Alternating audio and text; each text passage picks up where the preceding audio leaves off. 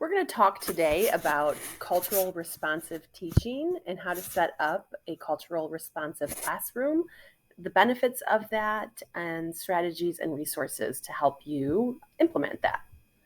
The first slide I want to look at is an image that I've been shown before, and there's different variations of this image. It's the cultural iceberg. The idea is that that top portion, which is very insignificant compared to the whole size of the iceberg, is what we would actually be able to see. So things like arts, language, behaviors, those are things we might be able to see. But in terms of culture, there's a lot of things underneath the iceberg or underneath the water level that we can't see that's actually much more significant and vast than the things that we can see. And that might be family relationships, cultural traditions, sense of humor, gender roles, those ideas that we might not see or encounter when first meeting someone, but that definitely have a very significant impact on who a person is. So, what are the benefits of a culturally responsive classroom? There's lots of research shown that students that may not even be in a minority group still benefit significantly from a culturally responsive classroom because it improves critical thinking skills. If you think about it, understanding that what you see on surface level is not the whole story is really such a great lesson in itself. And it encourages students to approach all different experiences with that mindset that we're not just seeing the whole picture when we read at face value, that we need to dig deeper and think about biases, perspectives, and so on. It also has great social emotional benefits. Just the idea that uh, there are other cultures, other perspectives out there, and to take that into account when making decisions or interacting with people, and just having an overall open mind to things, and then knowing that there's definitely a whole world outside of just your own culture has so many social emotional benefits. The last thing that I've included, but obviously not the last benefit from a socially and culturally responsive classroom, is that students feel represented and valued. And those are all types of students from all types of cultures, including what you might think of the majority culture. Everyone feels represented and valued. They have a voice, they can contribute to the classroom, which means that they're active in their learning, which we know produces the best learning outcomes.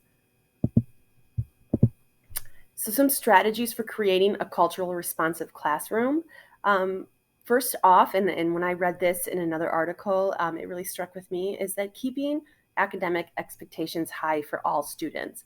Even if you have students who are coming in not understanding the English language, knowing that there are resources to help them and that they can succeed just as much as the students who have a solid foundation or are native speakers of the language.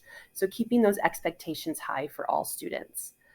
Seeking to understand and celebrate cultural differences makes students feel valued. It also allows you to tap into their prior knowledge, which we know is a best practice for teaching. So if you understand their cultural differences, their cultural backgrounds, they can tap into that to learn new things.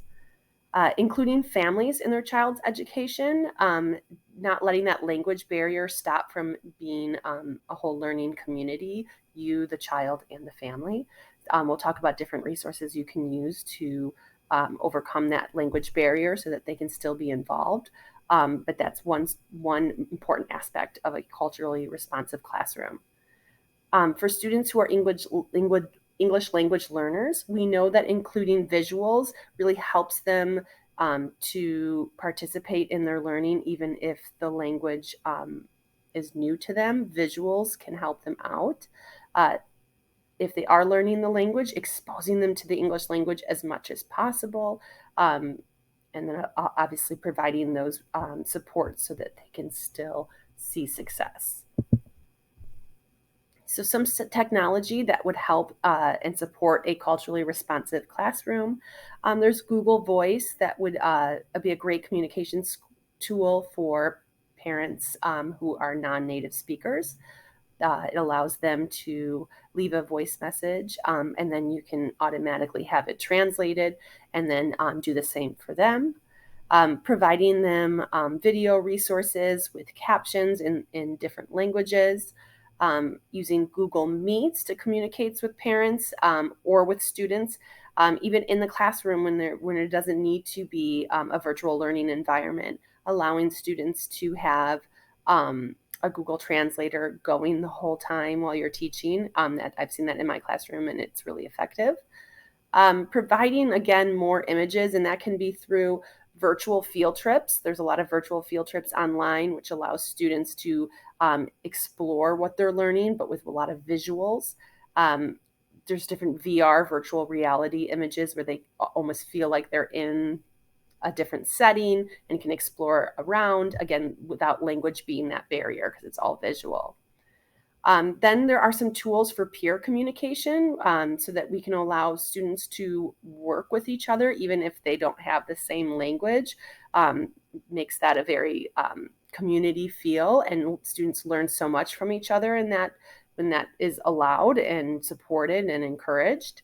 So using Padlets, because students can type their ideas out for the class to see, but then using translator to allow others to read their thoughts and then comment on it. There's Nearpod collaboration boards that I've used that is the same idea as a Padlet. Using Skype, which has a real-time translator tool, which will actually speak back in their English language and not just having to read it in like subtitles, but actually speak it back so that they can communicate that way as well. Just because we know there are so many statistics that show that students who are in a diverse classroom really thrive and learn from each other. So making sure that that communication is available for them is important.